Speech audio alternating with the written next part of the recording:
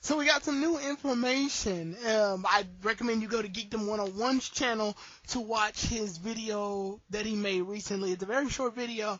It's about the name that has been given for Trunks' Super Saiyan WTF form. And the reason I'm bringing it up in this video right now is because, one, it's fresh and it's recent.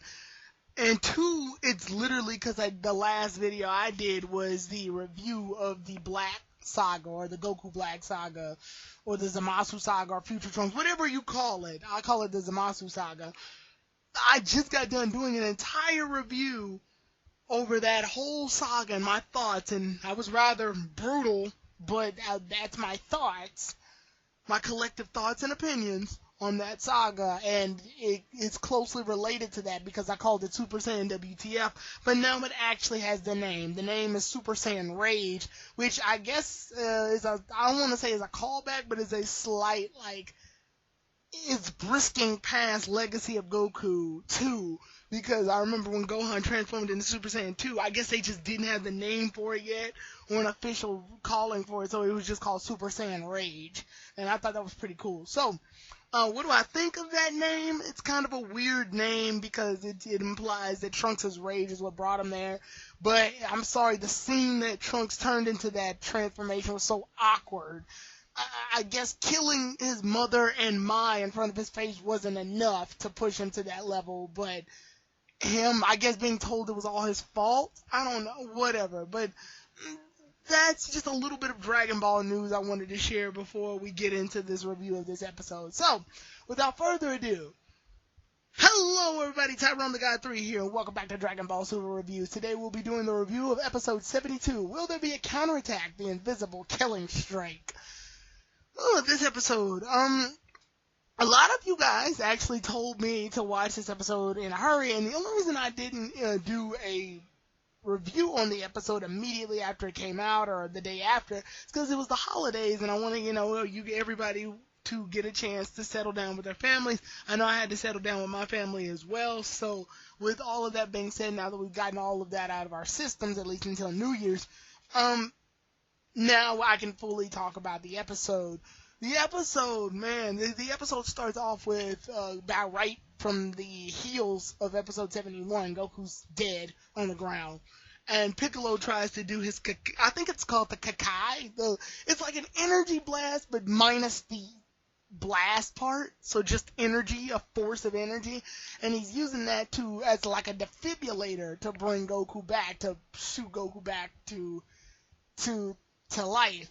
And his strike is so well done that even though Goku only died shortly, it's still not enough to bring him back. That's some efficient killing, if I have to say so myself. However, there's another method. I don't know if Goku thought of this beforehand, or is this just a stroke of good luck, or is this just really shitty writing? The energy bomb flies right back down and hits Goku, thus shocking him back to life. Now, the problem with this is a lot of people have had is, how is an energy blast supposed to bring you back? Like, the only time that's happened is in that putrid live-action Dragon Ball movie. But here's my thoughts, and I know this sounds kind of BS, but here's my thoughts. The energy blast that Goku launched is his own, correct? So his body recognizes the ki, and sucks it back up into his body. It's like, it's his, so it's more familiar than anyone else's. So it's able to, shoot him back to life. I know it sounds kind of weird, and it sounds out of place, and in reality, Goku should just be dead, but it's something. Although I still think Piccolo's, Kakai should have been more than enough. But the energy blast was the thing that, shocked him back to life. Although I wish, at least his face and clothes should have been injured up a little bit. I'm sorry, there had to be some repercussions for shooting yourself with an energy ball, even if it's your own.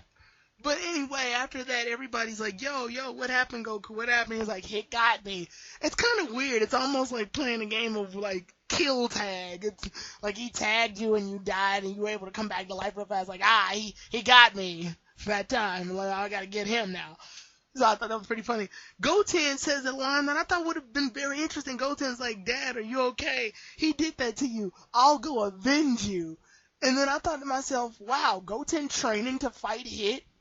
like training up and years passing and him getting older and strictly so that he can get strong enough to counter Hit's time skips and time loop. I guess they call time loop. This would be a good saga, actually. Like, this would be instantly a better story than anything Dragon Ball Super's given us so far. But the show instantly reminds itself that this is Goku time, so it jumps back to Goku and he's like, nah, I want to do it. So Goku goes into the woods to find Hit, and he's like, yo, Hit, you flubbed up, I'm still alive. And Hit's like, I'll find you and I'll kill you, but can you figure out what I did? So it starts becoming, Hit's starting to be fully aware as to what's going on, that Goku loves the challenge of it all. So it turns out what Hit can do, Hit's learned a couple of new moves since his last encounter and the Universe 6 saga. What Hit can do, he can actually, because for the longest time I always wondered could Hit shoot energy blast, and there was no real way for me to check except for on Dragon Ball Xenoverse 2. It turns out, which I don't have the game, but I did watch his gameplay. Turns out, no, Hit has no energy blast. He cannot shoot energy blast. And I got curious. I was like, this is weird. And then I learned something. Hit can shoot energy blast. Well, back in Universe 6 he couldn't, but he can now. What he can do is that he can shoot invisible energy blast from his fist. And this is what's used to hide his presence so that he can hit people unexpectedly and kill them. He can also send off false energy decoys of himself so that people can sense him from one direction and get hit from another. What he can also do is transport himself through the parallel streams of time that he's freezing. So for example, it's like, we'll go back to my cassette player example. If you pause time, then there's obviously still a lot of stored up data. What he does is he takes up all of that remaining stuff within between the data and goes through it and then hits you from there. So all those new techniques are kind of cool. One thing I didn't like, and it involved Vegeta's training.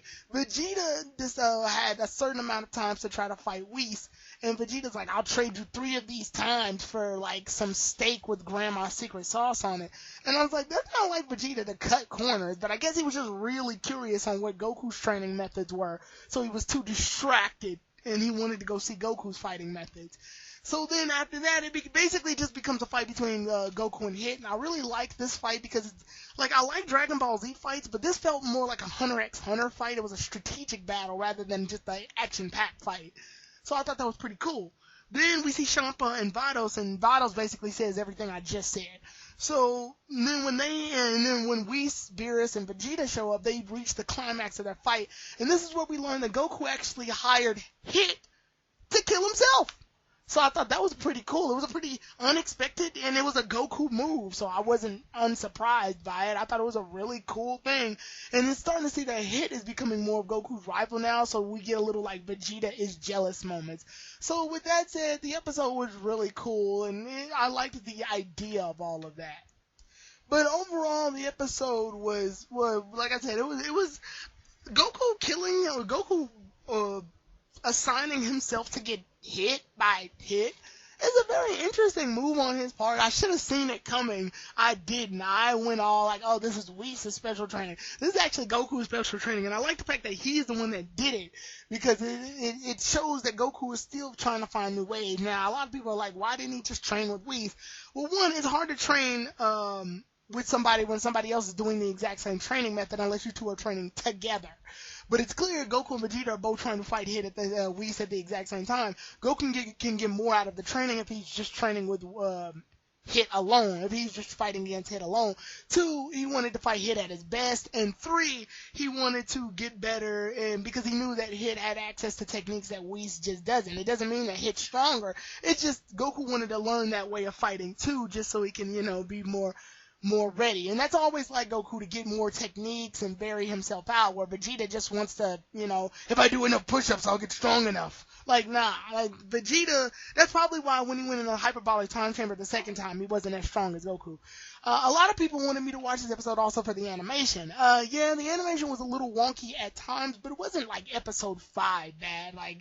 There was some art picks that were bad, but it wasn't super horrible.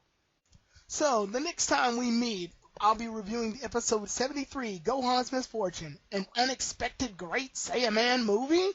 Also, yeah, I'm looking forward to it. I like Great Saiyaman stuff, although they already did, like, the gag for the Great Saiyaman movie before, so I don't know why, but at least we get to see a whole episode under its concept, but they already did that gag before, so I don't know why everyone's getting all, like, awestruck by it, but see you all then, everybody. Tyler on the Guy 3, out.